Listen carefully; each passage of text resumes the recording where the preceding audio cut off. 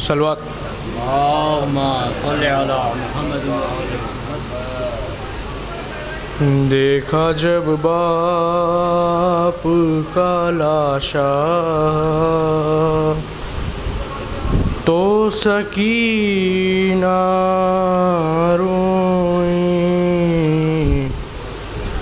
دیکھا جب باپ کا لاشا تو سکینہ روئی. شمر نے مارا جو درہ، شمر نے مارا جو درہ تو سکینہ روئی. دیکھا جب باپ کا لاشا تو سکینہ روئی. نہ ملا پانی اسے آگ بجھانے کے لیے،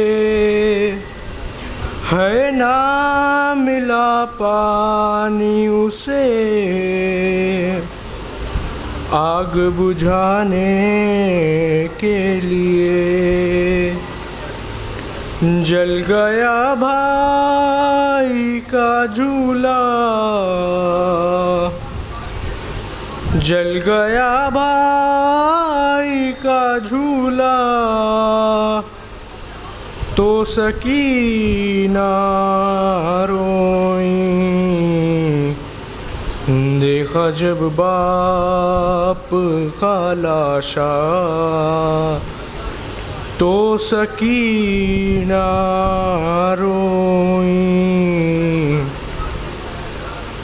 اوڑھ کر سر پہ ردا، کان میں در پہنے ہوئے، ہے اوڑھ کر سر پہ ردا، کان میں در پہنے ہوئے. سامنے آئی جو رملہ، سامنے آئی جو رملہ تو سکینہ روئی. دیکھا جب باپ کا لاشا تو سکینہ روئی. مار کر سید مظلوم کے ہونٹوں پہ چھڑی، ہے مار کر سید مظلوم کے ہونٹوں پہ چھڑی. جب ہنسا حاکم کوفہ، جب ہنسا حاکم کوفہ تو سکینہ روئی. دیکھا جب باپ کا لاشا تو سکینہ روئی. کیا سکینہ ہو تم ہی اتنا بتا دو بی بی، ہے کیا سکینہ ہو تم ہی اتنا بتا دو بی بی. ہند نے آ کے جو پوچھا، ہند نے آ کے جو پوچھا تو سکینہ روئی. دیکھا جب باپ کا لاشا تو سکینہ روئی، چاہتی تھی کہ وہ لے آئے اسے خیمے میں، ہے چاہتی تھی کہ وہ لے آئے اسے خیمے میں، باپ کا لاشا نہ اٹھا، باپ کا لاشا نہ اٹھا، تو سکینہ روئی، دیکھا جب باپ کا لاشا تو سکینہ روئی،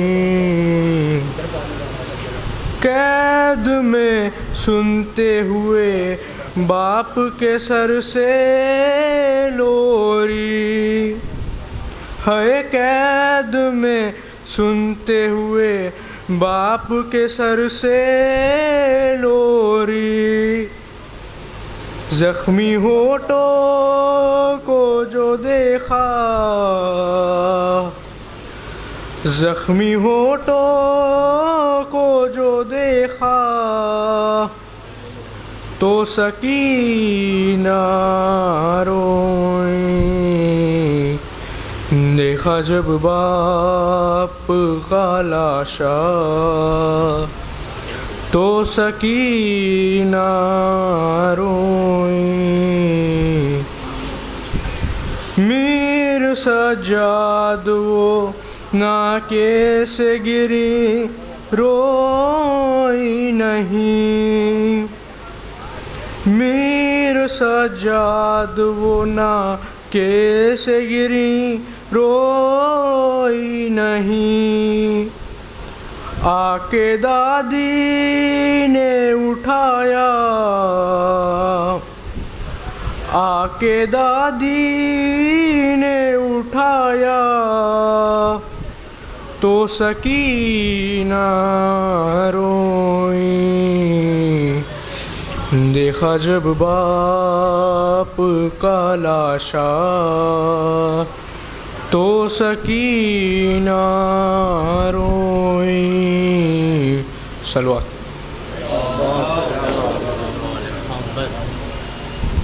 اب میں گزارش کروں جناب احمد صاحب سے تشریف لائیں۔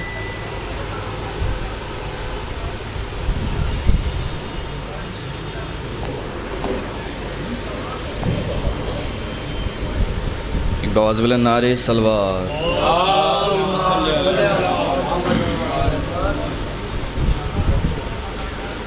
شاہ کی لاڈلی جب خیریے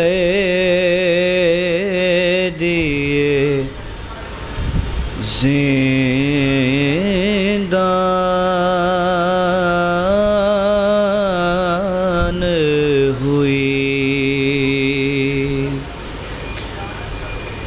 روئی گھبرائی بہت اور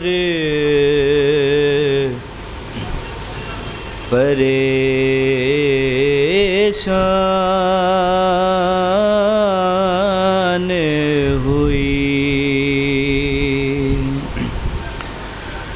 قید خانے کی گھٹن موت کا سامان ہوئی، جان لگتا تھا کہ معصوم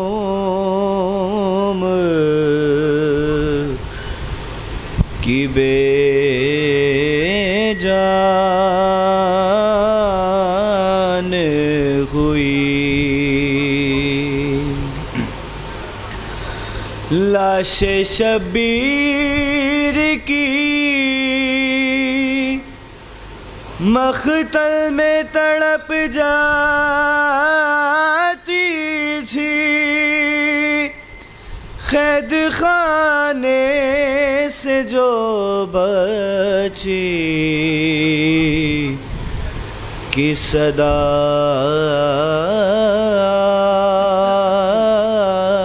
آتی تھی، اب مجھے کوئی سکینہ نہیں کہتا بابا، قید کہتا ہے کوئی، قید کہتا ہے کوئی یتیمہ بابا ہے، اب مجھے کوئی سکینہ نہیں کہتا بابا۔ میں بیاں کیسے کروں اپنی مصیبتوں سے،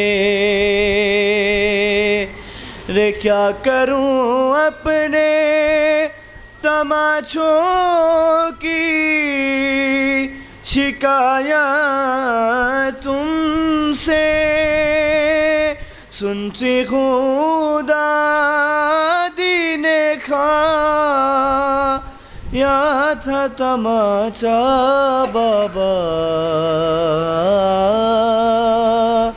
اے اب مجھے کوئی سکینہ نہیں کہتا بابا، نیل رخساروں پہ بینائی بھی جس کی کم ہو،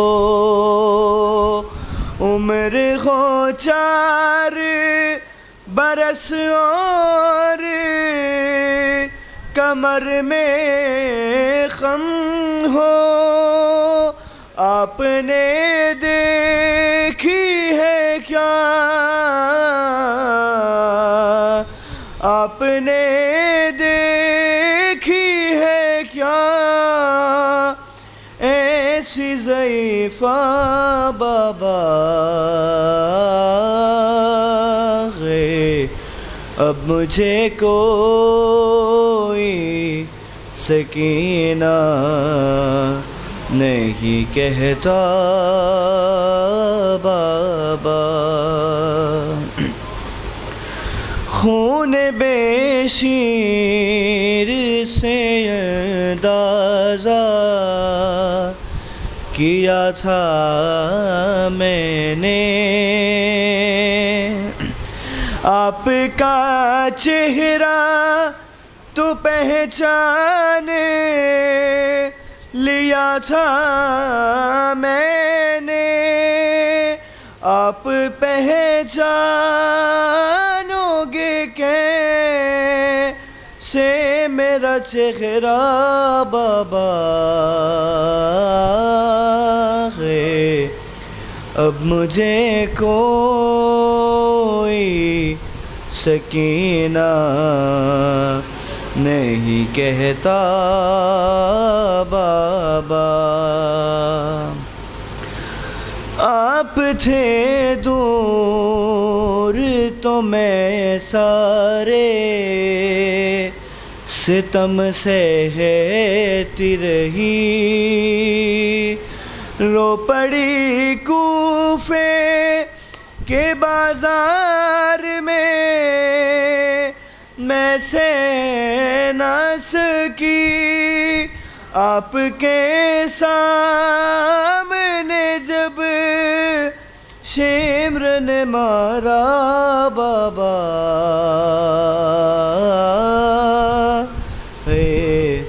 اب مجھے کوئی سکینہ نہیں کہتا بابا. رے وہ تو بیمار تھی مر جاتی سفر میں آ کے. دفن کرتے اسے بازار میں بھیا کیسے. یہ تو اچھا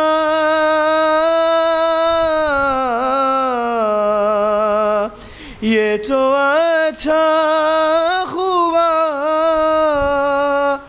ہی نہیں صغرا بابا. اب مجھے کوئی سکینہ نہیں کہتا بابا. اب مجھے کوئی سکینہ نہیں کہتا بابا. باوز بولا نعرے سلوات.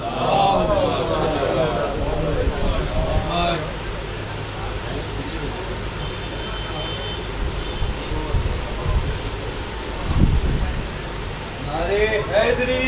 باوز بولا نعرے سلوات.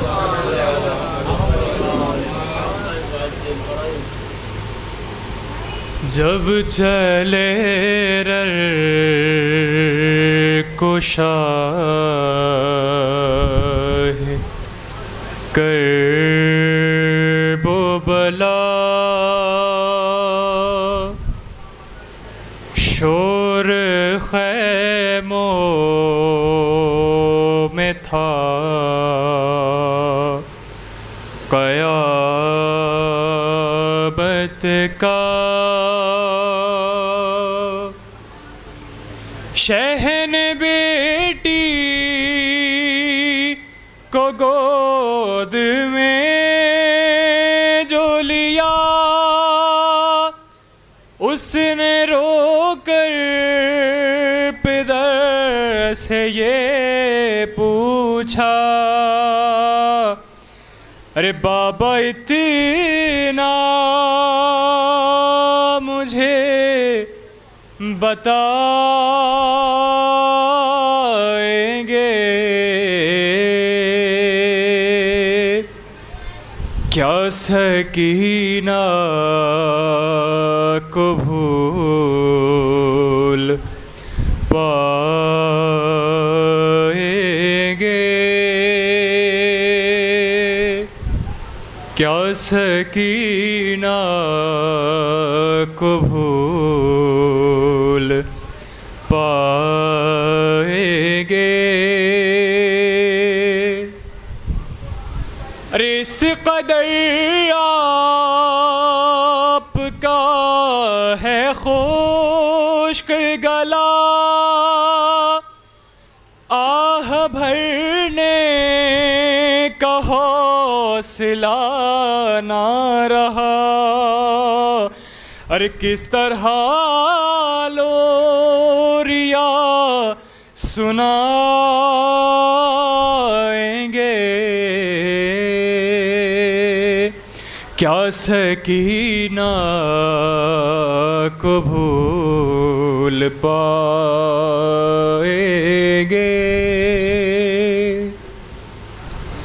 ارے آخری بار دیکھ لوں چہرہ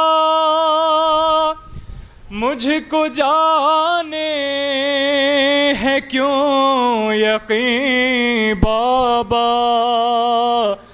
ارے آپ اب لوٹ کر نہ آئیں گے کیا سکینہ کو بھول پائیں گے. ارے کوئی باقی نہیں رہا بابا آپ خود جا کے لائے ہیں لاشا، ارے اپنی خاطر کسے بلائیں گے؟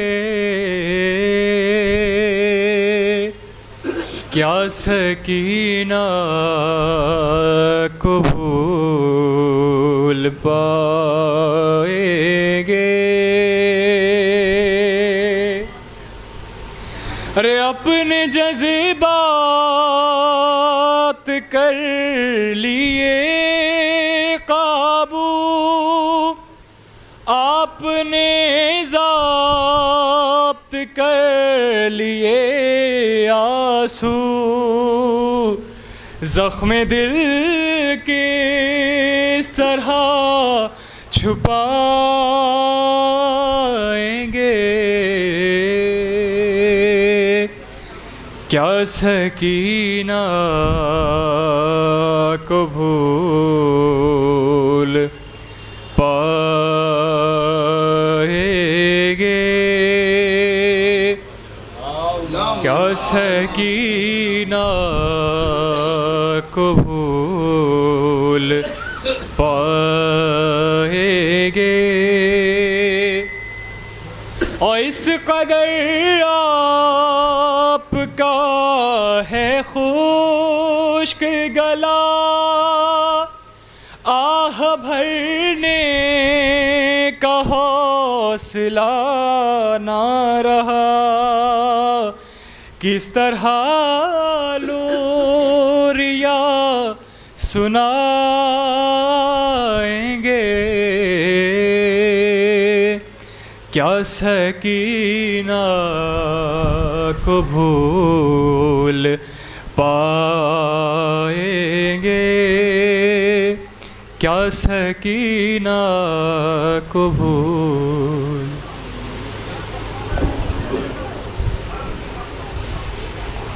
اب میں گزارش کر رہا ہوں جناب صدف جونپوری صاحب قبلہ سے کہ وہ آئے مجلس کو خطاب فرمائے. نعرہ صلوات.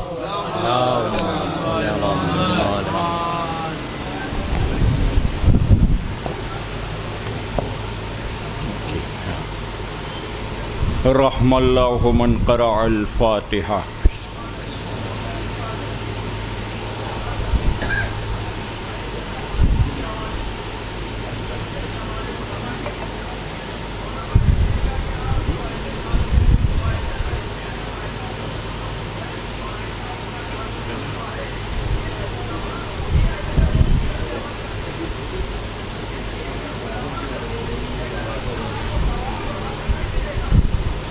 لا حول ولا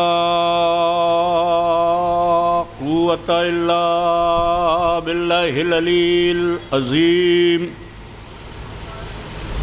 اعوذ باللہ السمیع العلیم من الشیطان اللعین الرجیم. بسم اللہ الرحمن الرحیم.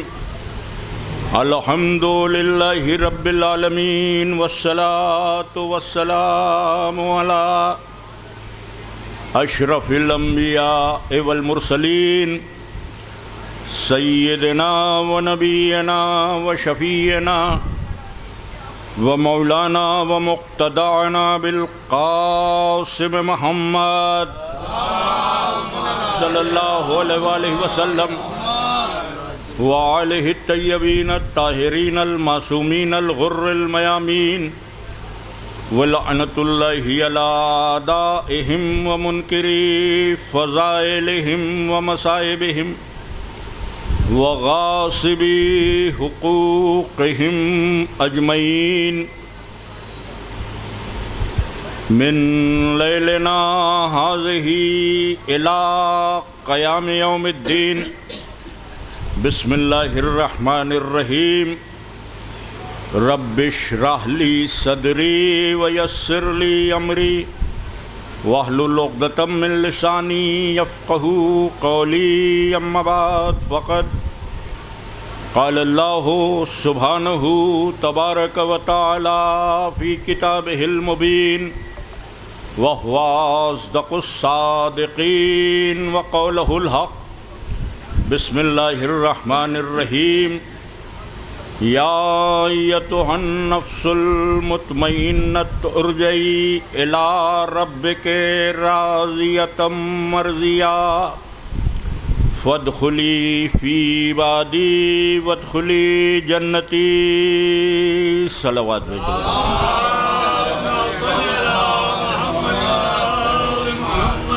برادران ایمانی، سورہ مبارکہ والفجر کی آخری 4 آیتیں جن کی تلاوت کا شرف حاصل ہوا اور جس کے ذیل میں آپ حضرات کی خدمت میں جہاں بھی مجھے موقع مل رہا ہے میں عرفان کربلا کے عنوان سے گفتگو کر رہا ہوں. اس وقت کی بھی اس مجلس میں اسی موضوع اور اسی عنوان کے تحت کچھ معروضات حاضر کرنا مقصود ہے.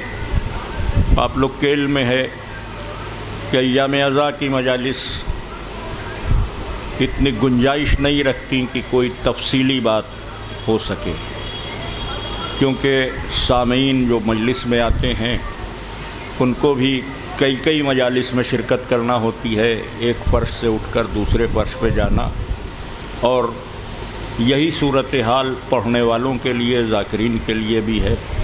تو بہت زیادہ موقع نہیں ہوتا ایام عزا میں گفتگو کا. بہرحال مختصر سے وقت میں کچھ باتیں اور بات مکمل ہو جائے.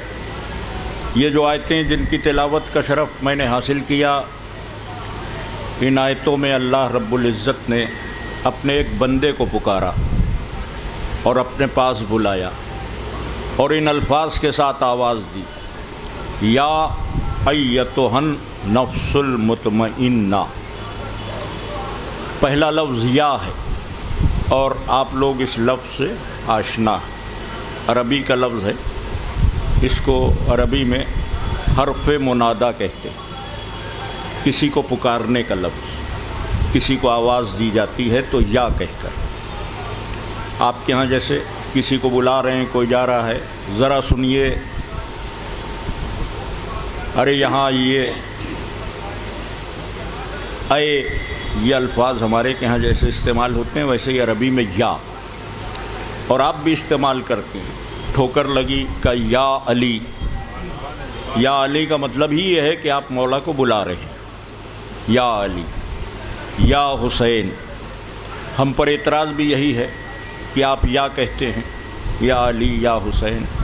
یا تو زندہ لوگوں کے لیے، تو ہم بھی یہی کہتے ہیں کہ ہم جن کو بلاتے ہیں وہ صرف زندہ نہیں ہیں بلکہ زندگیوں کے مالک ہیں. اب اگر آپ کے ہاں کوئی ایسا نہیں ہے جسے آپ یا کہہ سکیں تو ہمارے نصیب پر آپ کو رشک نہیں ہونا چاہیے، جلنا نہیں چاہیے. ہمارے کے ہاں الحمدللہ جتنے ہیں سب یا کے حقدار ہیں. یا علی کہیں، یا حسین کہیں، یا عباس کہیں، یا رسول کہیں، یا نبی کہیں، کچھ بھی کہیں، سب سنتے بھی ہیں اور مدد بھی کرتے ہیں. تو یہی یا کا لفظ جس سے آیت شروع ہو رہی ہے، یا ایتھا النفس المطمئنہ. اے وہ، یا کا ترجمہ اے وہ کہ جس کا نفس مطمئن ہے، جو اطمینان کی منزل کمال پر ہے، جس کا نفس اطمینان کی منزل کمال پر. یا ایتھا النفس المطمئنہ، اے وہ کہ جس کا نفس مطمئن ہے. ارجعی، پلٹا. کس کو بلایا گیا؟ جس کا نفس مطمئن ہے، پلٹا. کدھر پلٹا؟ الی ربک، اپنے رب کی طرف. تو اللہ پکار رہا ہے، اس کو پکار رہا ہے جس کا نفس کمال اطمینان پر. اس سے کہا جا رہا ہے پلٹا. کدھر پلٹا؟ اپنے رب کی طرف. اور جو بلایا جا رہا ہے اگلی آیت میں پھر اس کی شان 2 لفظوں میں، راضیتم مرضیہ. راضیتم مرضیہ کا ترجمہ یہی کہ تو اللہ سے راضی ہے، اللہ تجھ سے راضی ہے. راضیتم مرضیہ. فادخلی فی عبادی، میرے خاص بندوں میں شامل ہو کر. وادخلی جنتی، میری جنت میں داخل ہو جا. مطلب ادھر سے تمنا نہیں کہ ہم جنت میں پہنچ جائیں، ادھر سے بلاوا کہ تو جنت میں آ جا۔ یہ 4 آیتیں ہیں، اس پر لوگ بحث کرتے ہیں کہ کون ہے جس کو بلایا جا رہا، اور ہمارا عقیدہ اور یقین ہے کہ ان 4 آیتوں کے مصداق صرف اور صرف کربلا والے، اس کے علاوہ کوئی نہیں۔ اس لیے کوئی نہیں ہے کہ جن کو بلایا جا رہا ہے ان کی صفت اطمینان بیان کی جا رہی کہ وہ مطمئن۔ بس 2 لفظیں کہ اطمینان کیا ہے، کسے کہتے ہیں اطمینان؟ تو آپ سب جانتے ہیں کہ اطمینان ایک داخلی کیفیت ہے۔ ہم جب مطمئن ہوتے ہیں تو بھی ہمیں پتہ ہوتا ہے، اور جب ہم بے چین ہوتے ہیں، مضطرب ہوتے ہیں تو بھی ہمیں پتہ ہوتا ہے۔ لیکن کب مطمئن ہوتے ہیں، کب بے چین ہوتے ہیں، اس کا اندازہ اور اس کی ڈیفینیشن ذرا سی دقت طلب ہے۔ لیکن اگر آپ ساتھ دیں تو میں آپ کی خدمت میں عرض کروں کہ جب حالات ہمارے فیور میں ہوں تو ہم مطمئن ہیں۔ شاید اس سے بہتر میں نہیں عرض کر سکتا اطمینان کی ڈیفینیشن۔ کب ہمیں اطمینان ہوگا؟ جب حالات ہمارے قابو میں ہوں، ہر طرح سے حالات ہمارے مطابق ہیں، ہمارے فیور میں، ہمارے قابو میں۔ بچے تعلیم حاصل کر رہے ہیں، کوئی پریشانی نہیں، آمدنی اچھی ہے، روزی روٹی ہے، کوئی پریشانی نہیں، گھر میں سکون ہے، کوئی پریشانی نہیں، خاندان میں سب سے میل جول ہے، کوئی پریشانی نہیں، محلے پڑوس میں کسی سے نا اتفاقی نہیں ہے، کوئی جھگڑا نہیں، کوئی پریشانی نہیں۔ تو ہر طرح سے حالات جب ہمارے فیور میں ہیں، صحت بالکل ٹھیک ہے، کوئی دقت نہیں، تو ہم مطمئن ہیں۔ اور یہی حالات جب ذرا سا ڈس بیلنس ہونے لگتے ہیں تو ہم مضطرب ہو جاتے ہیں۔ آمدنی کم ہو جائے تو ہم بے چین ہیں، بچے کی طبیعت خراب ہو جائے تو ہم بے چین ہیں، ہماری صحت خراب ہو جائے تو ہم پریشان ہیں، کسی سے جھگڑا ہو جائے تو ہم بے چین ہیں، خاندان میں کسی سے نا اتفاقی ہو جائے تو ہم مضطرب ہیں۔ تو اس کا مطلب یہ کہ جب حالات ہمارے قابو میں ہوں تو ہم مطمئن رہتے ہیں، جب حالات ہمارے خلاف ہوں تو ہم مضطرب رہتے ہیں، بے چین رہتے ہیں۔ یہ جنرل بات ہے، یہ ہم بھی کر سکتے ہیں، یہ آپ بھی کر سکتے ہیں۔ آپ کے بھی حالات آپ کے فیور میں ہوں تو آپ بالکل مطمئن رہیں گے، ذرا سا حالات خراب ہوں گے تو آپ مضطرب ہو جائیں گے۔ مگر اللہ کی بارگاہ میں اس کے اطمینان کی بات ہے کہ جہاں حالات نہیں، پورا زمانہ مخالف ہو مگر اطمینان میں فرق نہ ہو۔ ایک صلوات بھیجے محمد والے محمد۔ اس اعتبار سے اگر ذات امام حسین علیہ السلام کو آپ دیکھیں تو اور بھی اللہ کے بندے ہیں جنہوں نے اطمینان کا مظاہرہ کیا، مگر جب حالات بگڑ گئے تو ان کا اطمینان رخصت ہوا۔ اطمینان جب رخصت ہوتا ہے تو ابتدا یہاں سے ہوتی ہے کہ شکایت۔ اطمینان کے رخصت ہونے کا پہلا پوائنٹ یہ کہ ہم شکایت کرتے ہیں۔ دوسری منزل آتی تو ہم بد دعا کرتے ہیں، کوسنے دینے لگتے ہیں۔ تیسری منزل آتی کہ ہمارا یقین شک سے بدلنے لگتا۔ حالات خراب سے خراب ہوتے چلے گئے، ہم نے کہا اللہ بھی نہیں سن رہا ہے، ہم دعا کر رہے ہیں۔ اب یہ جو جملہ ہے اللہ بھی نہیں سن رہا ہے، ہم دعا کر رہے ہیں، بظاہر ایک معمولی سا جملہ ہے، مگر اس پر غور کیجئے تو آپ کو یہ یقین سے شک کی طرف ڈھکیل رہا۔ تو جب حالات خراب ہوتے ہیں تو ہم شکایت سے لے کر عدم یقین تک چلے جاتے ہیں۔ جب ہمارے حالات خراب ہوں، بہت زیادہ نہیں، کبھی مالی پریشانی ہو گئی، کبھی بیماری لاحق ہو گئی، کبھی بچوں کی طرف سے مایوسی ہو گئی، بس یہ چھوٹے موٹے حالات۔ مگر جو اللہ کے بندے ان کے حالات، قوم ان کے خلاف ہے، پتھر مار رہی ہے مگر وہ توحید کا پیغام پہنچا رہے، ان کے اوپر مصیبتیں پڑ رہی مگر وہ صبر کر رہے ہیں۔ 900 برس تک نوح تبلیغ کرتے رہے، اف نہ کی۔ ایوب نے بیماری میں بھی صبر کا مظاہرہ کیا، اف نہ کی۔ ابراہیم نے اپنے بیٹے کے گلے پہ چھری رکھ دی، اف نہ کی۔ یہ سب اطمینان کی منزلیں ہیں، مگر سب کے ہاں ہم نے اطمینان رخصت ہوتے ہوئے دیکھا۔ 900 برس کے بعد نوح کو ہاتھ اٹھا کر کہنا پڑا کہ پروردگار ان پہ عذاب نازل کر دے۔ ایوب کو یہ کہنا پڑا کہ میرے معبود اب اس سے زیادہ ہم برداشت نہیں کر سکتے۔ جناب ابراہیم نے چھری تو پھیر دی مگر آنکھوں پہ پٹی بھی باندھ لی، اس کا مطلب یہ کہ دیکھ نہیں سکتے۔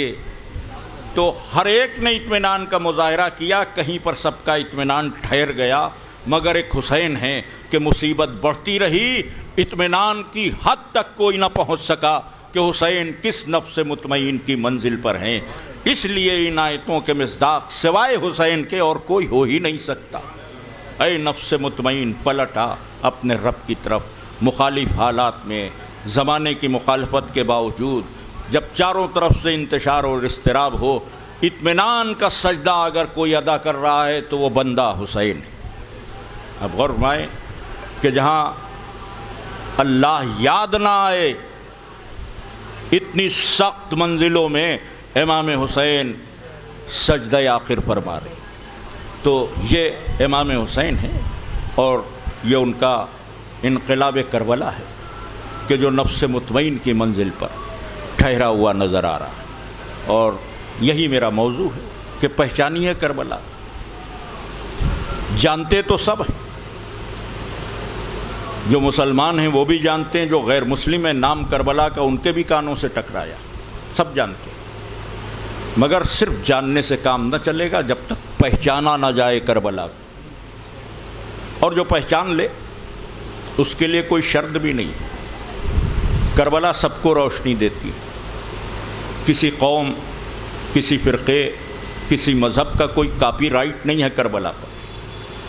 کوئی یہ سوچے کہ کربلا صرف شیعوں کے لیے نہیں، کربلا صرف مسلمانوں کے لیے نہیں، کربلا پوری انسانیت کے لیے۔ جہاں بھی ظلم ہوگا، مظلوم کی حمایت میں کوئی آئے یا نہ آئے، کربلا آئے گی، کوئی آئے یا نہ آئے۔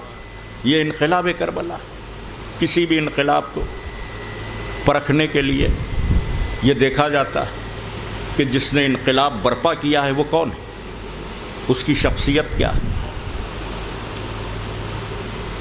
اس ذات گرامی کی حیثیت کیا ہے۔ تو انقلاب کربلا امام حسین نے برپا کیا، اس کی شخصیت کا کون اندازہ لگائے کہ جو گہوارے سے پطرس کو بالوں پر دے دے، اس کی شخصیت کا کون اندازہ لگائے، جس کے لیے رسول فرمائیں کہ یہ حسین ہے، اسے پہچان لو۔ اور صرف یہی نہیں کہا کہ حاضر حسین فارفو، پہچان لو، اس کے فضیلت کا اقرار کرو۔ دوسرا فقرہ کیا، وَفَضَلَهُ، اس کی فضیلت کا، اس کے فضائل کا اقرار کرو۔ یہ میسج پوری امت سے ہے کہ حسین کی فضیلت کا اقرار کرو۔ خدا کا شکر ہے کہ ہم اقرار بھی کرتے ہیں اور بیان بھی کرتے ہیں۔ ہم یہ فرش ازا جو بچھاتے ہیں حکم رسول سے۔ تیسرا فقرہ کیا فرمایا، حدیث ینابی المودت میں ہے، شیخ سلیمان قندوزی حنفی نے لکھی کہ رسول فرما رہے ہیں جمعے کے خطبے میں حسین کو گود میں لے کر کہ یہ حسین ہے، اسے پہچان لو، اس کی فضیلت کا اقرار کرو، وَنَصَرَهُ، اس کی نصرت کرو۔ اس کے بعد حدیث آگے بڑھتی، یہ حسین وہ ہے کہ جس کا دادا بھی جنتی اور جس کی دادی بھی جنتی، اور یہ حسین وہ ہے کہ جس کا نانا بھی جنتی اور جس کی نانی بھی جنتی۔ یہ ایک ایک جملے جو ہیں یہ سب پیغمبر کے کہے ہوئے۔ اس کے بعد آگے ارشاد فرمایا کہ یہ حسین وہ ہے کہ جس کی ماں بھی جنتی ہے اور جس کا باپ بھی جنتی ہے، اور یہ حسین وہ ہے کہ جس کا ماموں بھی جنتی ہے اور جس کے چچا بھی جنتی ہے۔ اب غور فرمائیں کہ یہ ایک ایک لفظ، اور یہ حسین وہ ہے کہ جس کی اولادیں امام ہیں، اور اس کے بعد آخری ٹکڑا آپ لوگوں سے متعلق، یہ حسین وہ ہے کہ جس کا چاہنے والا بھی جنتی ہے، یہ رسول نے فرمایا۔ اچھا یہیں پہ رک گئے ہوتے، عجب فقرہ ہے، امام حسین کی عظمت کو پہچانیے، صرف یہیں پہ بات نہیں ختم کی کہ اس کا چاہنے والا بھی جنتی۔ اگلا جملہ رسول نے ارشاد فرمایا کہ اس کے چاہنے والوں کا چاہنے والا بھی جنتی ہے۔ اگر آپ حسین کو چاہتے ہیں تو رسول کہہ رہے ہیں کہ آپ جنتی ہیں، اور آپ حسین کو چاہتے ہیں تو جو آپ کو چاہتا ہوگا وہ بھی جنتی ہے۔ یہ حدیث ہے، اور کتاب میں بتائے دے رہا ہوں، ینابیع المودت شیخ سلیمان قندوزی حنفی کی، اس میں بڑی تفصیل سے یہ حدیث لکھی ہے۔ امام اہل سنت کہے جاتے ہیں شیخ سلیمان قندوزی حنفی، اور اس کے علاوہ ہمارے ماخذ حدیث میں ایسی بہت سی حدیث ہیں۔ تو یہ عظمت امام حسین کی شخصیت، تو ظاہر ہے کہ شخصیت کی حیثیت سے جو انقلاب کربلا، کوئی شخصیت ایسی تھی ہی نہیں اس دور میں جیسے حسین۔ اس کے بعد کسی بھی انقلاب میں اگلی جو منزل آتی وہ یہ کہ جو اٹھ رہا ہے، قیام کر رہا ہے، اس کی ہمت کیا ہے، کیونکہ کوئی بھی قیام بغیر ہمت کے نہیں ہوتا، یا ہمت سے پہلے اس کی حیثیت کیا ہے، یہ بھی ایک مسئلہ۔ مثلا میں ایک چھوٹی سی مثال دوں، شاید میری بات واضح ہو کہ میں نے یہاں مجلس پڑھ رہا ہوں اور آپ لوگ بیٹھے ہیں، میں نے کہا بھائی ایک عزا خانے میں فرش بننا ہے، آپ حضرات سے میں تحریک کر رہا ہوں کہ اس میں مدد کیجیے۔ تو مجلس میں بیٹھے ہوئے ایک شخص نے کہا کہ میں تیار ہوں، بنوا دوں گا، مگر اتفاق سے جذبہ اس کے پاس تھا، لیکن ہمیں اور آپ کو پورے مجمع کو معلوم ہے کہ وہ بیچارہ روز 50 روپے 100 روپے کی مزدوری کرتا ہے، تو کہہ رہا ہے تب بھی یقین نہیں آئے گا، کیونکہ جب آمدنی ہی نہیں ہے۔ اس نے کھڑے ہو کے بڑے جوش میں اعلان کیا کہ ہم بنوا دیں گے، لیکن کوئی یقین نہیں کرے گا۔ کوئی صاحب حیثیت بیٹھا ہے، وہ کھڑا بھی نہیں ہوا، اس نے کہا بیٹھے بیٹھے کہ آپ تحریک کیوں کر رہے ہیں، لوگوں سے کیوں کہہ رہے ہیں، میں تنہا بنوا دوں گا۔ تو اس نے بیٹھے ہی بیٹھے کہا، مگر پورے مجمع کو یقین آ گیا کیونکہ وہ صاحب حیثیت ہے، اس کی آمدنی لاکھوں میں ہے، وہ بنوا سکتا۔ جو 100 روپے کما رہا ہے وہ نہیں بنوا سکتا۔ تو صرف اٹھ جانا کافی نہیں ہے، اٹھنے والے کی حیثیت کیا ہے یہ بھی دیکھنا۔ تو یزید کے خلاف صرف اٹھنا بڑی بات نہیں تھی، یہ بھی دیکھنا پڑے گا کہ جو اٹھ رہا ہے وہ کون ہے، یہ بھی دیکھنا۔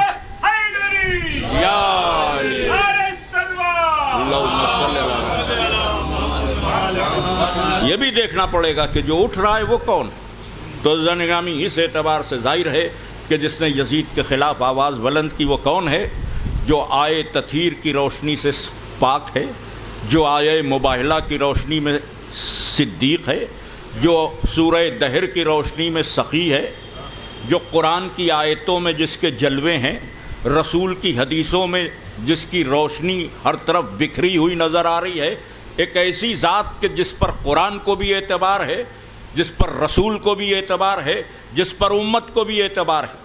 تو اب اگر وہ فساد کے خلاف اٹھے گی تو فساد ختم بھی ہوگا، اصلاح جاری بھی ہوگی۔ اس اعتبار سے امام حسین کی عظمت، اور پھر اس کے بعد جو اٹھ رہا ہے وہ ہمت کتنی رکھتا ہے، اپنے موقف پہ ڈٹا رہے گا کہ پیچھے ہٹ جائے گا۔ اٹھتے تو بہت سے مسئلے پہ بہت سے لوگ ہیں، کوئی غلط بات ہوئی ہم نے بھی چیخ کے کہا غلط ہے، لوگوں نے کہا چلیے احتجاج کیجئے، اب ہم نکلے کسی غلط بات پہ احتجاج کرنے، ایک بٹالین آ گئی فورس، میں نے کہا کون سا راستہ محفوظ ہے، گلی میں نکلے تو پھر گھر پہنچے اور پھر واپس ہی نہیں آئے۔ تو اپنے اندر ہمت ہے کہ نہیں ہے، سب سے بڑا مرحلہ یہ، ہمت کیسی ہے کہ جو انقلاب کے لیے اٹھ رہا ہے، اس کی ہمت کو بھی دیکھنا پڑے گا۔ بھئی آپ اسی کے تو ساتھ رہیں گے کہ جو اپنے موقف پہ ڈٹا رہے۔ مجلس ہو رہی تھی، ایک بچے نے بیچ میں ایک مسئلہ پوچھ لیا، یہ بتائیے کہ نماز پڑھ رہے تھے، تیسری اور چوتھی رکعت میں شک ہو گیا تو کیا کریں؟ اب پوچھا تو اس نے مسئلہ، لیکن جو باقی مجمع تو وہ گھورنے لگا، یہ کون سا تک تھا پوچھنے کا، مجلس کے بعد پوچھ لیتے، بیچ مجلس میں پوچھنے کا کون سا تک تھا؟ اب سب گھور رہے ہیں۔ آپ یقین جانیے کہ اگر نگاہوں میں مادی طاقت ہوتی تو گھورنے ہی سے وہ مر گیا ہوتا۔ اب وہ میں نے مسئلہ بتانے کی کوشش کی کہ بیٹا جب 3 اور 4 میں شک ہو جائے تو بنیاد 4 پر رکھنا، پھر لفظوں کو بدل دوں، اگر کبھی بھی 3 اور 4 میں شک ہو تو 3 پر بنیاد نہ رکھنا، 4 پہ بنیاد رکھنا۔ ایک صلوات بھیجے محمد والے محمد۔ اب لوگوں کے درمیان 2 خیالات ہو گئے کہ اس نے مسئلہ پوچھ کے ٹھیک کیا کہ غلط کیا.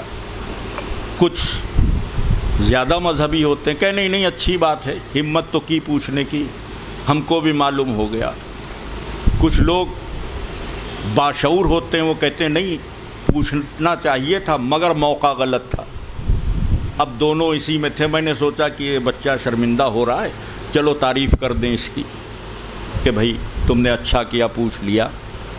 تو اب مجلس ختم ہونے کے بعد قبل اس کے کہ ہم تعریف کرتے, وہ ہاتھ جوڑ کر کھڑا ہو گیا, بڑی غلطی ہو گئی, میں نے غلط ٹائم پہ پوچھ لیا. تو اب جب وہ اپنی غلطی کا خود اقرار کر رہا ہے تو ہم تعریف کس بات پہ کریں گے؟ تعریف تو اسی وقت ہوگی کہ جب وہ اپنے موقف پہ ڈٹا رہے. تو آپ ذرا غور فرمائیں کہ اگر وہ لوگ انقلاب کربلا برپا کرتے جو نہ کبھی احد میں رکے, نہ خندق میں رکے, نہ خیبر میں رکے, تو 2 قدم چلتے پھر واپس آ جاتے. ضرورت اس کی تھی کہ جس کے قدم پہاڑوں کی طرح احد میں بھی جم گئے ہوں, جس کے لیے جبرائیل ذوالفقار لے کر آئے ہوں, جو خندق میں بھی امر کے مقابلے میں کل ایمان بن کر چلا گیا ہو, اگر ویسا حوصلہ ہو تو یزید کے سامنے آئے.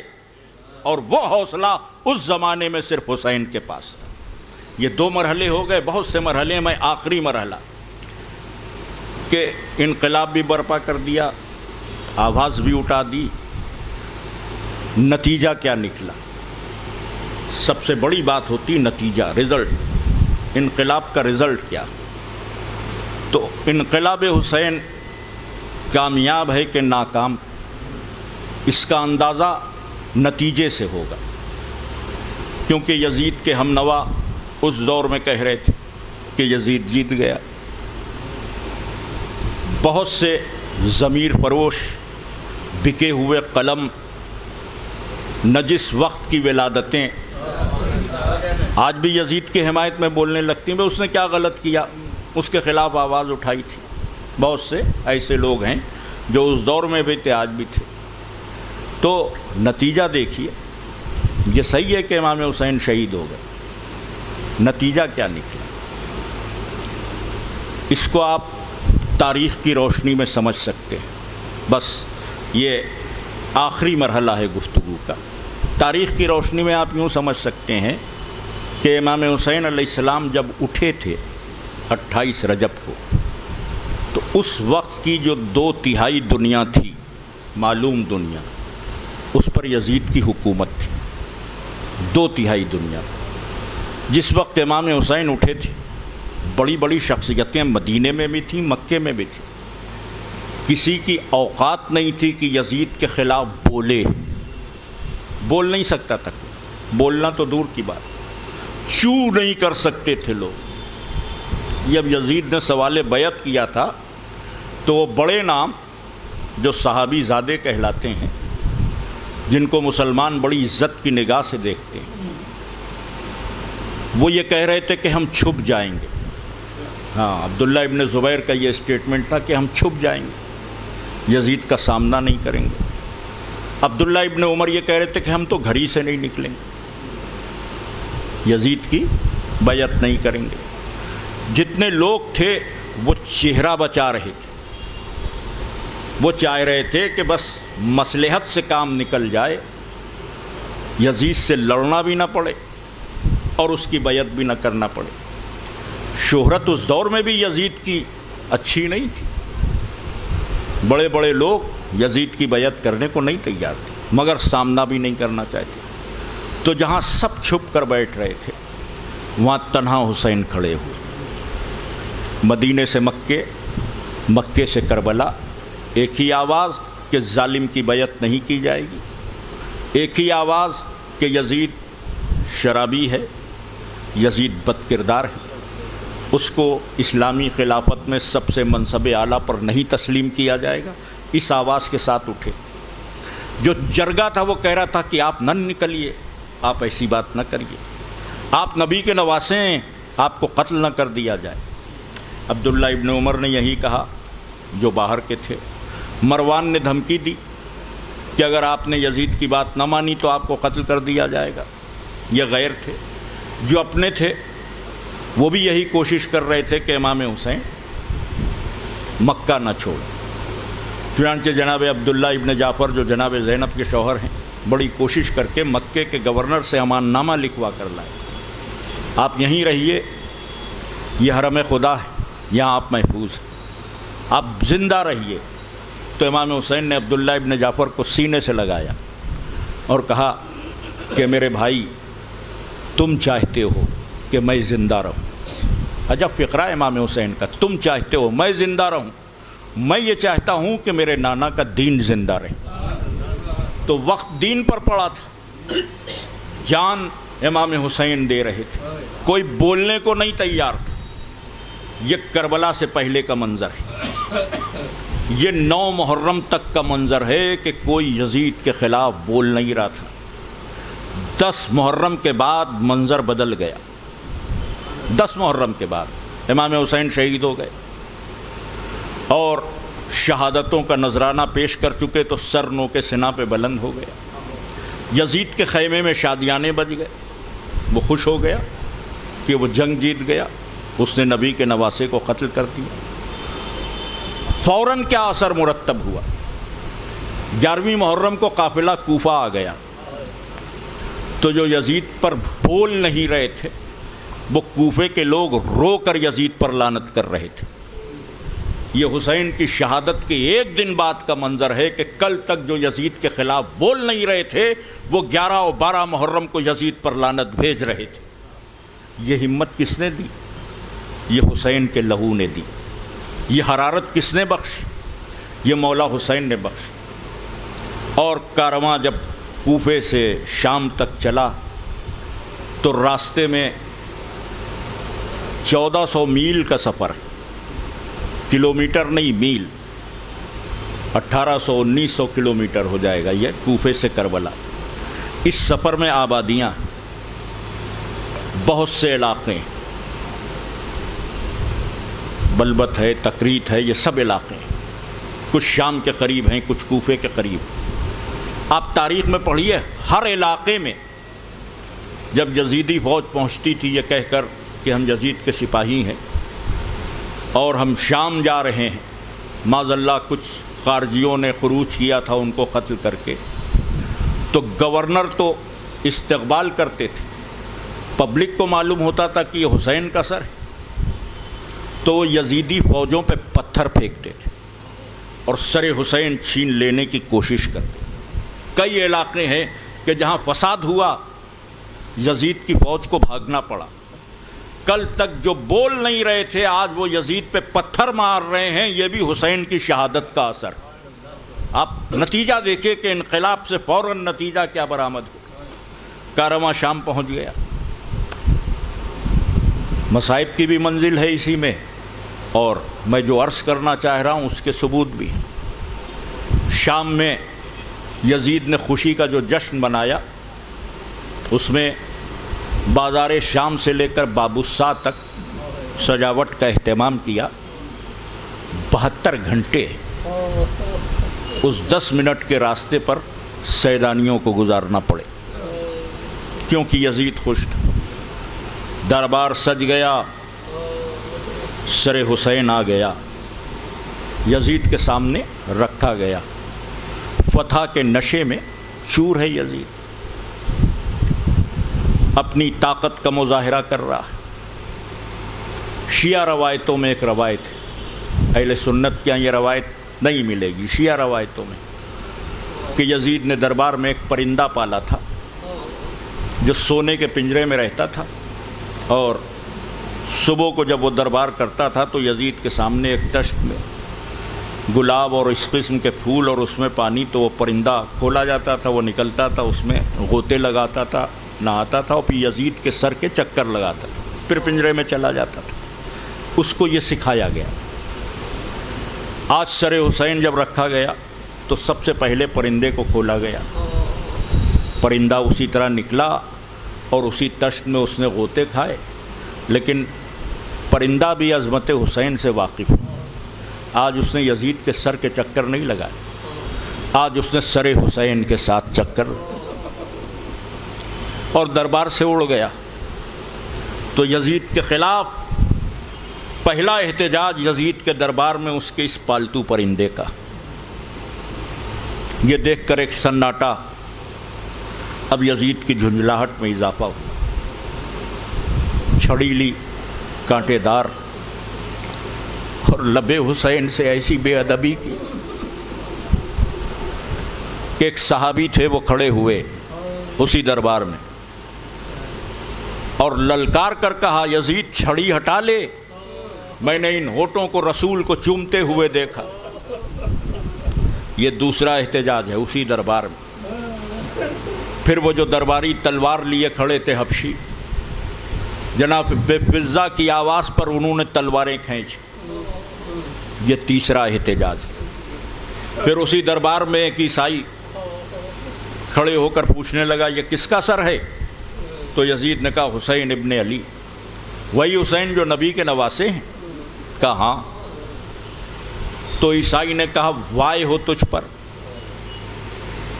میرے دیر میں حضرت عیسیٰ کی سواری کے جانور کا ایک سم رکھا، ہم عیسائی اس کو چومتے ہیں، اس کے آگے سجدہ کرتے ہیں کہ ہمارے جو نبی تھے ان کی سواری کا سم ہے تو نے اپنے نبی کے سگے نواسے کو قتل کر دیا۔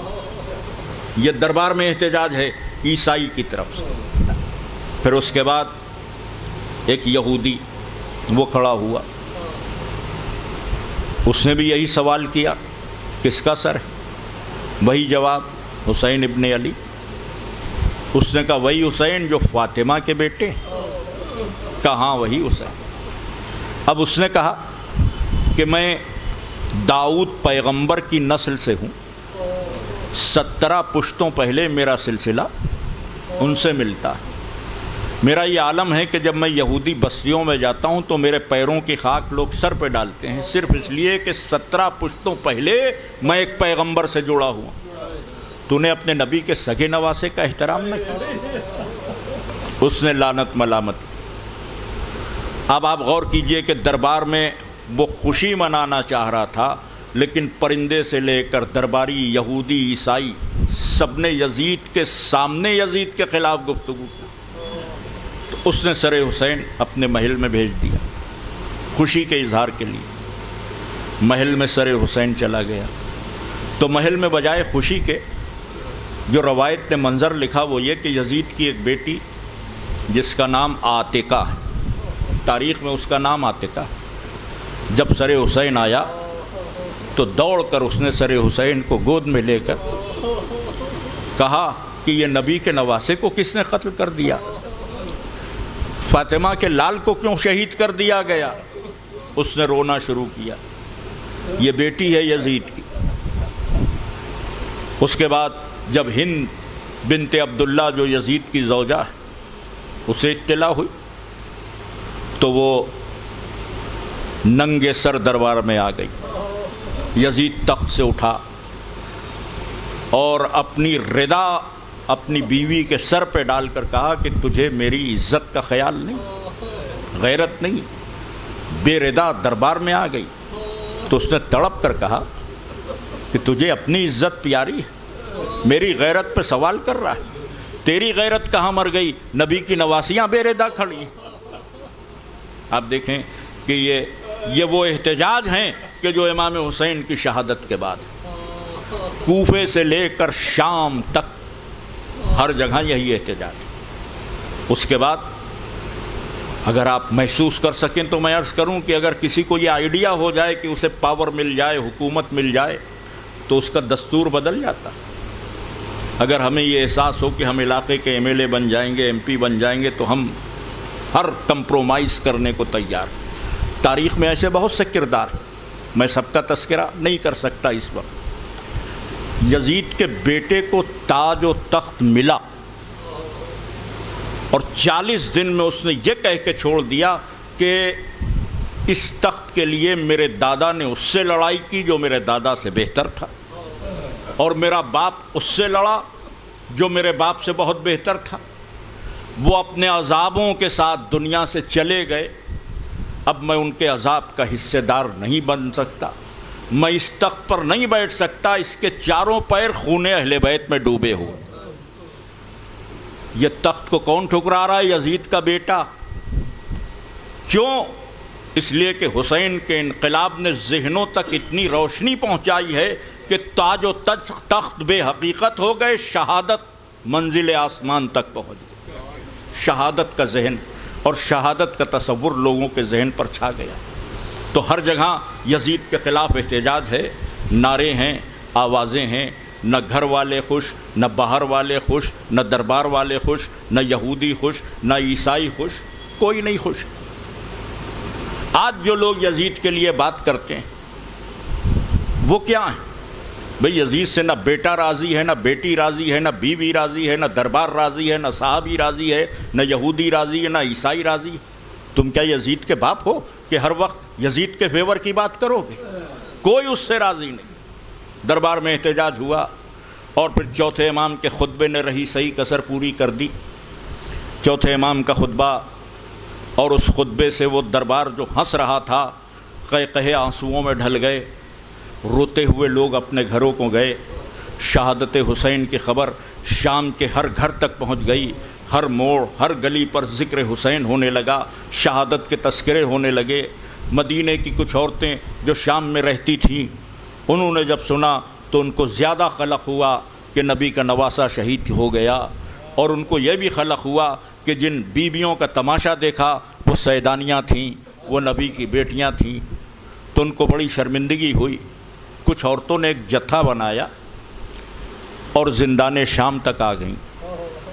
شام کے زندان کا جو نگہبان تھا اس سے ہاتھ پیر جوڑ کر کہا کہ ہم قیدیوں سے ملنا چاہتے ہیں۔ اس نے اجازت دے دی۔ یہ عورتیں در زندان پر آئیں تو زندان کی دہلیز پر ایک 5 برس کی بچی بیٹھی۔ ان عورتوں نے اس 5 برس کی بچی کو دیکھا تو سوال کیا، بی بی تم کون ہو؟ تو بی بی نے کہا کہ میں سکینہ بنت الحسین۔ دوسرا سوال جب میں پڑھتا ہوں تو کلیجہ پھٹ جاتا ہے، کیا حالت تھی حسین کی بیٹی کی کہ شام کی عورتوں کو کہنا پڑا بی بی یہ تمہارے رخسار پہ نیل کیوں ہے؟ یہ تمہارے کان کی لووں سے خون کیوں جاری؟ ارے راستے میں اتنے تماچے کھائے کہ نیل کے نشان نہ گئے۔ جزاکم ربکم خیرن جزا۔ بی بی نے کہا کہ میں یتیمہ ہوں۔ جب بی بی نے کہا میں یتیمہ ہوں، میرے ساتھ یہ سلوک ہوا، تو شام کی عورتیں خاک پر بیٹھ گئیں کہ بی بی اپنے اوپر بیتی ہوئی مصیبتیں بیان کرو۔ بی بی نے ذکر کربلا کیا، خود بھی روئیں، شام کی عورتوں کو بھی رلایا۔ اتنا روئیں وہ عورتیں کہ کئی کو غش آ گیا، اور کیوں نہ آئے؟ مجھ جیسا گناہ گار حقیر فقیر مصائب پڑھ رہا ہے تو آپ رو رہے ہیں۔ وہاں تو خود بی بی سکینہ مصائب پڑھ رہی تھی۔ شام کی عورتوں کو غش پہ غش آئے۔ اس کے بعد روزانہ کا یہ دستور ہو گیا کہ یہ عورتیں آتی ہیں، بی بی سکینہ سے مصائب کربلا سنتی ہیں اور چلی جاتی ہیں۔ ایک دن سن 62 ہجری 10ویں سفر تھی، دوپہر کا وقت تھا۔ یہ عورتیں آئیں تو آج بی بی سکینہ در زندان پر نہیں تھیں۔ بڑی حیرت ہوئی کہ روز تو انتظار کرتی تھیں، آج کیوں نہیں ہیں؟ تو شام کی عورتوں نے پکارا، دختر حسین آپ کہاں ہیں؟ ہتکڑیوں کی جھنکار سنائی دی، سید سجاد آ گئے۔ عورتوں نے پوچھا سکینہ بی بی کہاں ہیں؟ تو زندان کے گوشے میں اشارہ کیا جہاں ایک ننھی سی لہد بنی تھی، مگر اندھیرا اتنا تھا کہ شام کی عورتوں کو دکھائی نہیں دیا۔ پھر استفسار کیا کہ حسین کی بیٹی کہاں ہے؟ تو روتے ہوئے ایک فقرہ کہا کہ اب میری بہن کا انتظار نہ کرو، وہ رات کو ہائے بابا کہتی ہوئی اس دنیا سے چلی گئی۔ وہیں سے یہ عورتیں روتی ہوئی اپنے گھروں کو آئیں۔ گھروں کو آنے کے بعد ان عورتوں نے اپنے مردوں کو جمع کیا، اور جب مرد جمع ہوئے تو ان سے کہا کہ ہماری ردائیں لے لو، اپنی تلواریں دے دو۔ تو حیرت میں ان مردوں نے کہا آخر ہوا کیا؟ تو ایک ضعیفہ نے روتے ہوئے کہا پوچھتے ہو ہوا کیا؟ ارے حسین کی بیٹی گھٹ گھٹ کے مر گئی، شام کے زندان میں اتنا بڑا ظلم ہو گیا، اب قیدیوں کو آزاد ہونا چاہیے۔ کچھ مردوں کی غیرت جاگی، ایک جتھا یزید کے محل کو گھیر کر کھڑا ہو گیا۔ یزید نے کہا شام والوں تم بغاوت کر رہے ہو، کہ ہم بغاوت نہیں کر رہے ہیں، ہم صرف اتنا چاہتے ہیں کہ اب حسین کے گھر والے آزاد کر دیے جائیں۔ خوف میں یزید نے آزادی کا حکم جاری کر دیا۔ عزیزان گرامی، چوتھے امام کو قید خانے سے بلایا گیا، ہتکڑیاں کاٹی گئیں، بیڑیاں کاٹی گئیں، کہا گیا کہ یہاں رہیے چاہے مدینے چلے جائیے۔ چوتھے امام نے کہا جو میری پھوپھی فرمائیں گی بس وہی ہوگا، بس میں نے مجلس ختم کر دی۔ چوتھے امام لوٹ کر زندان میں آئے، جناب زینب ٹہل رہی تھیں کہ میرے بھتیجے کو بلایا ہے، پتہ نہیں کیا سلوک کرے۔ جب داخل زندان ہوئے، بی بی نے دیکھا کہ ہتکڑی نہیں ہے، بیڑی نہیں ہے، تو گلے سے لگا کر پوچھا کیا ہم آزاد ہو گئے؟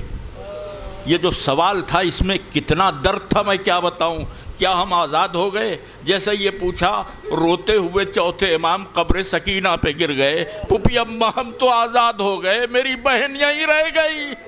اے پھوپھی اماں، جس سکینہ کو آزادی کی آرزو تھی وہ زندان میں سو گئی، جو بابا کا چہلم کرنا چاہتی تھی وہ سو رہی ہے۔ واہ حسینہ واہ، الا لعنت اللہ علی القوم الظالمین، سیعلم الذین ظلموا ای منقلب ینقلبون، انا للہ و انا الیہ راجعون۔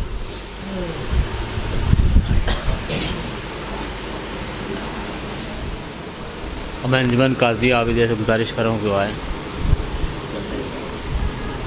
حیدر حسین امام حسین، حسین امام حسین، حسین امام حسین، حسین امام حسین، امام حسین۔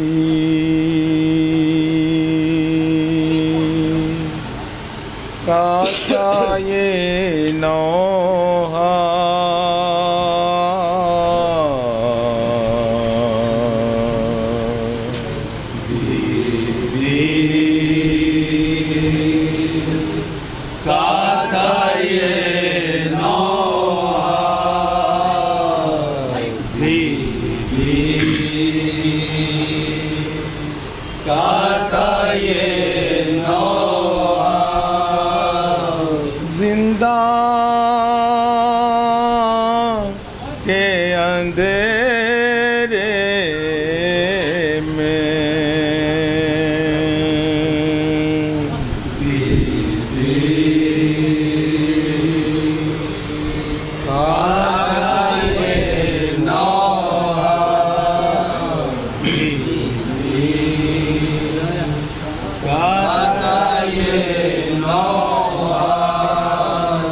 دم گھٹتا ہے بابا زندہ کے اندھیرے میں،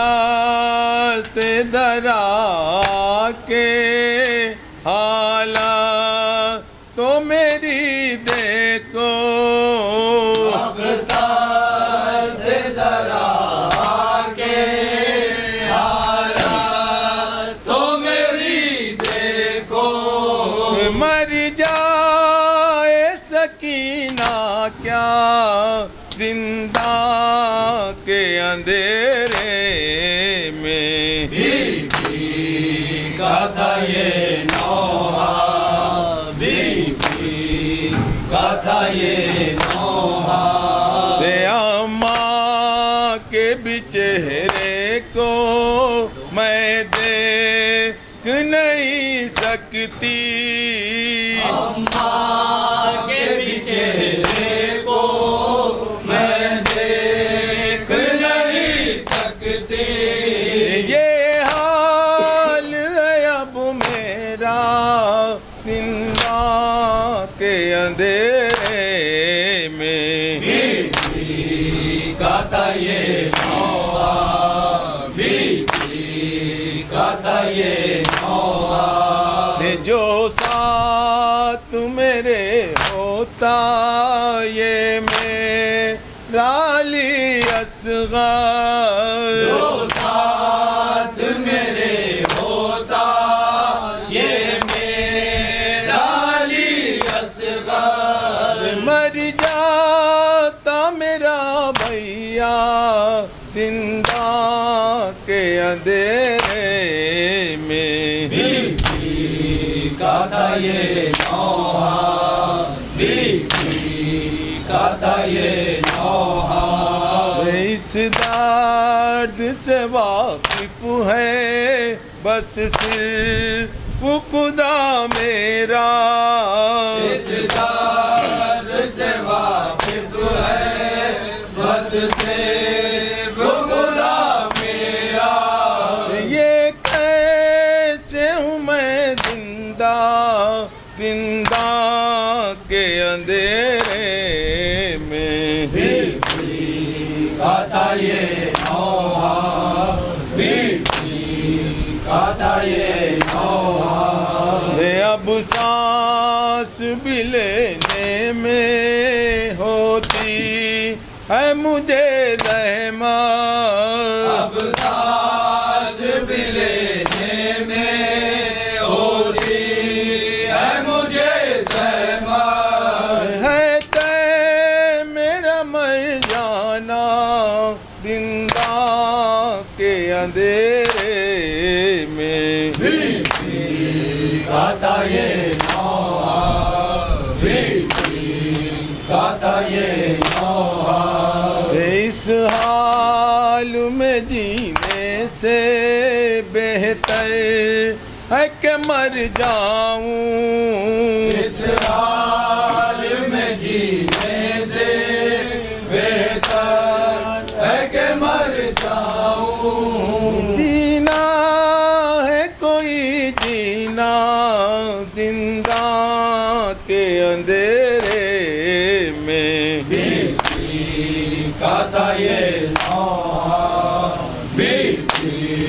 کا تھا یہ نوحہ دریا پا کوئی جا کر کہہ دے میرے منہ سے دریا پا کوئی جا کر کہہ دے میرے منہ سے قسمت میں کیا رہنا زندہ کے اندھیرے میں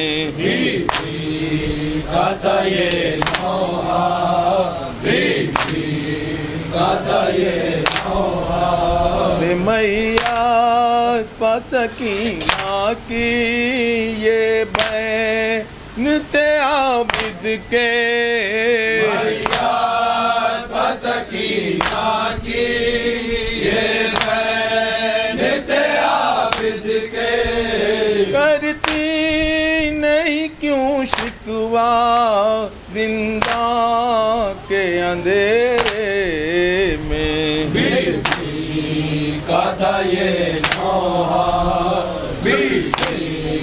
کا تھا یہ نوحہ چاہا جو سکینہ نے مقبول بہت ہوگا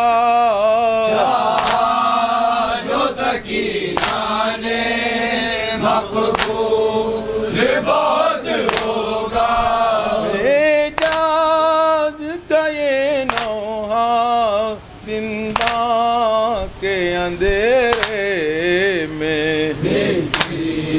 کا تھا یہ نوحہ کا تھا یہ نوحہ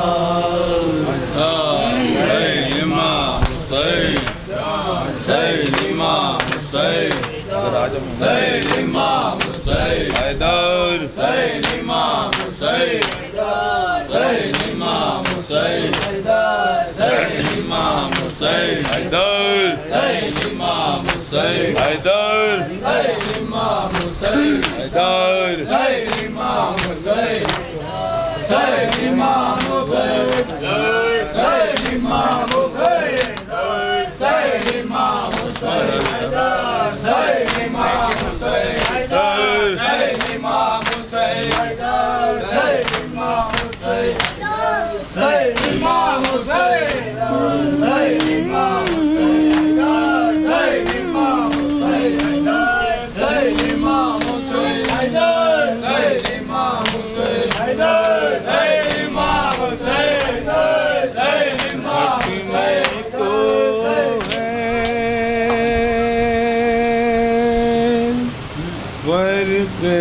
سرور کٹنے کو ہے فرق سرور کٹنے کو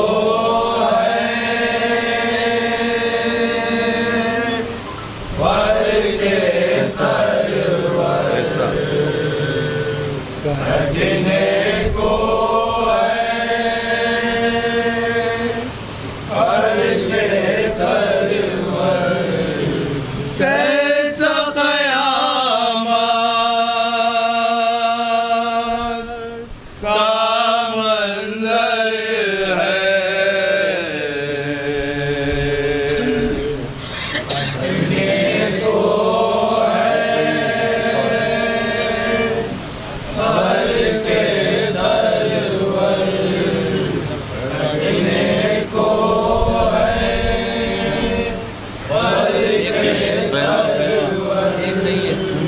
دیکھ رہی ہے شے کی خواہر دیکھ رہی ہے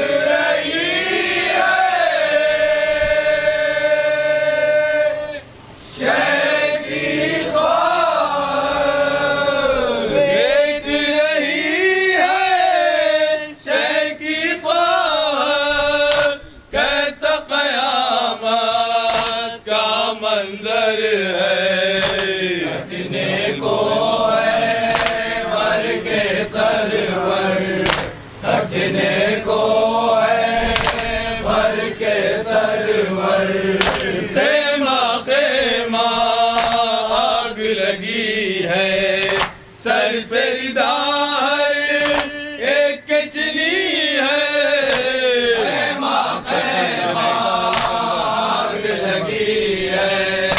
سر سے دار ایک کچلی ہے بے پردہ ہے آل پیغمبر بے پردہ ہے آل پیغمبر بے پردہ ہے آل پیغمبر کیسا قیامت کا منظر ہے کٹنے کو کٹنے کو ہے فرق سرور غش میں پڑے ہیں عابد مضطر لے گئے آدھا چین کے بستر غش میں پڑے ہیں عابد مضطر لے گئے آدھا چین کے بستر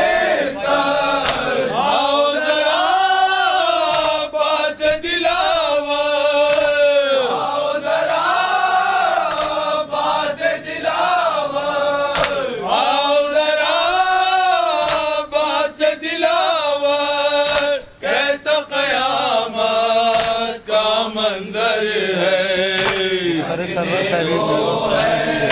فرق سرور کٹنے کو ہے فرق سرور دختر سرور سہمی ہوئی ہے اپنی پھوپھی سے لپٹی ہوئی ہے دختر سرور سہمی ہوئی ہے اپنی پھوپھی سے لپٹی ہوئی ہے درہ لیے ہے شمر ستمگر درہ لیے ہے شمر ستمگر درہ لیے ہے شمر ستمگر کیسا قیامت کا منظر ہے دل پر میرے سب فرق سرور کٹنے کو ہے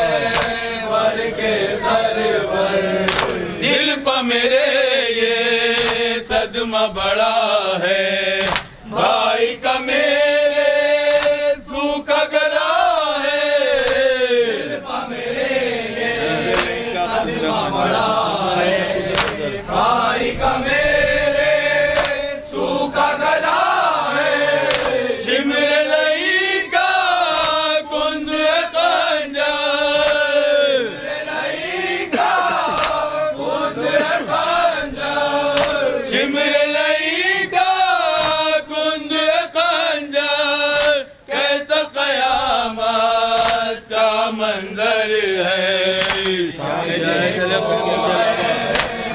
کیا ہے جلے پیموں کے علاوہ دار کی بات کو فرقت اور سکینہ کیا ہے جلے خیموں کے علاوہ باپ کی فرقت اور سکینہ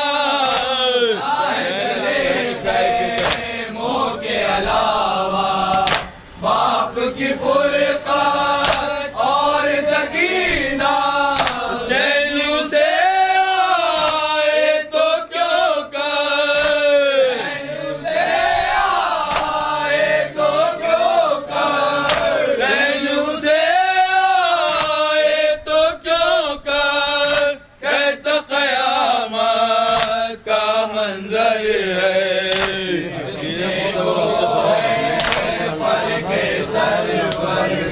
کٹنے کو بر کے سرور تیر ستم اور حلقے اصغر اور ہے زخمی بازو سرور کیا گزرے گی بانوں کے دل پر اور ہے زخمی بازو سرور کیا گزرے گی بانوں کے دل پر بانوں کے دل پر کیا گزری ہے بانوں کے دل پر کیسا قیامت کا منظر ہے نظروں میں چاند سا چہرہ کرتی ہے فریاد لالا نظروں میں چاند سا چہرہ کرتی ہے فریاد لالا بر کے سرور نظروں میں ہے چاند سا چہرہ کرتی ہے پری یاد یہ لیلا نظروں میں ہے چاند سا چہرہ کرتی ہے پری یاد یہ لیلا نو کے سنا پر ہے سر اکبر سنا پر ہے سر اکبر نو کے سنا پر ہے سر اکبر کیسا قیامت کا منظر ہے بر کے سرور کٹنے کو ہے بر کے سرور اتنی کہاں اعجاز ہے طاقت لکھوں جو ایک مصیبت میں نے کہا ہے قلم یہ رکھ دیا کیا لکھوں جو ایک مصیبت میں نے قلم یہ رکھ دیا کہہ کر قلم یہ رکھ دیا کہہ کر میں نے قلم یہ رکھ دیا کہہ کر کیسا قیامت کا منظر ہے کٹنے کو ہے بر کے سرور کٹنے کو ہے بر کے سرور ہنسلیوں والے میرے ہو چکے بس سب خفا لیوں والے میرے ہو چکے بس سب کفا ہنسلیوں والے میرے ہو چکے بس سب خفا لیوں والے میرے ہو چکے بس سب کفا راج پاگے شیر کی ماں کرتی ہے رو کر یہ بیان لیوں والے میرے ہو چکے بس سب کفا آرزو دلی میں رہی دودھ بڑائی کی تیری لیوں والے میرے ہو چکے بس سب کفا ماں کو نہ تڑ پاؤ تم اب گود میں آ جاؤ تم لیوں والے میرے ہو چکے بس سب کفا ماں کو نہ تڑ پاؤ تم اب گود میں آ جاؤ تم لیوں والے میرے ہو چکے بس سب کفا سونا ہے سارا بن کا بن تم اکیلے گل بدر لیوں والے میرے ہو چکے بس سب کفا سونا ہے سارا بن کا بن تم اکیلے گل بدر لیوں والے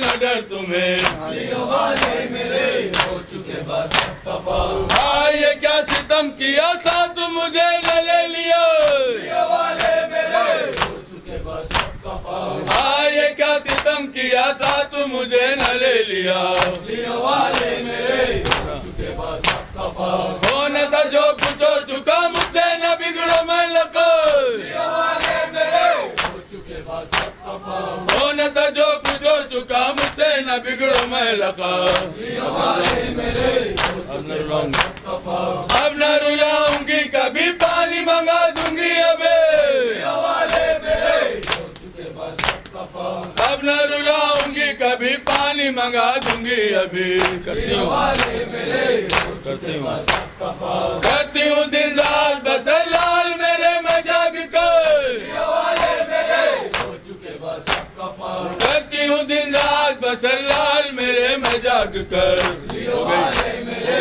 ہو چکے بس اب کفا ہو گئی بے شک خطا مجھ سے کہ پانی نہ دیا علیوں والے میرے ہو چکے بس اب کفا ہو گئی بے شک خطا مجھ سے کہ پانی نہ دیا علیوں والے میرے ہو چکے بس اب کفا اچھا میری دیگر خطا پا گئی اس کی میں سزا علیوں والے میرے ہو چکے بس اب کفا اچھا میری دیگر خطا پا گئی اس کی میں سزا علیوں والے میرے ہو چکے بس اب کفا جھولا تمہیں جھلاؤں گی لوریاں سے سلاؤں گے علیوں والے میرے ہو چکے بس اب کفا جھولا تمہیں جھلاؤں گی لوریاں سے سلاؤں گی علیوں والے میرے ہو چکے بس اب کفا گود میں مادر کی چلے آؤ نہ جنگل میں رہو علیوں والے میرے ہو چکے بس اب کفا گود میں مادر کی چلے آؤ نہ جنگل میں رہو علیوں والے میرے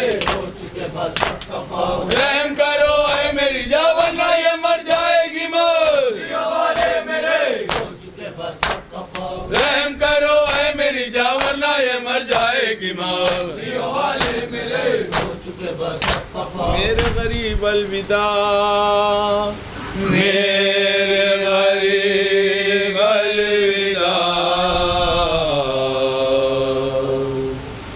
میرے غریب الوداع میرے غریب الوداع میرے غریب الوداع میرے غریب الوداع ڈل چکا جنگل میں گھر ٹوٹ چکا سنبھالو در میرے غریب الوداع میرے غریب الوداع شہروں میں ہم در بدر پھر چکے ہم ننگے سر میرے غریب الوداع میرے غریب الوداع بازوؤں کی اب رسن کھل چکی شاہ زمر میرے غریب الوداع میرے غریب الوداع سہ چکی رنجوں میں ہیں کھا چکی درے بہے میرے غریب الوداع میرے غریب الوداع شاہ غریب و دیار آپ زینب نثار میرے غریب الوداع میرے غریب الوداع چھٹتا ہے مجھ سے مزار کیا کروں میں سوگوار میرے غریب الوداع میرے غریب الوداع اب نہ یہاں آؤں گی آگ کو کب پاؤں گی میرے غریب الوداع میرے غریب الوداع اس طرح غم کھاؤں گی ہجر میں مر جاؤں گی میرے غریب الوداع میرے غریب الوداع روؤں گی میں صبح و شام آپ کا لے لے کے نام میرے غریب الوداع میرے غریب الوداع یا شہ علی مقام لیجئے میرا سلام میرے غریب الوداع میرے غریب الوداع السلام علیکم یا ابا عبداللہ، السلام علیکم یا ابن رسول اللہ، السلام علیکم ورحمۃ اللہ وبرکاتہ، اللہم صلی علی محمد۔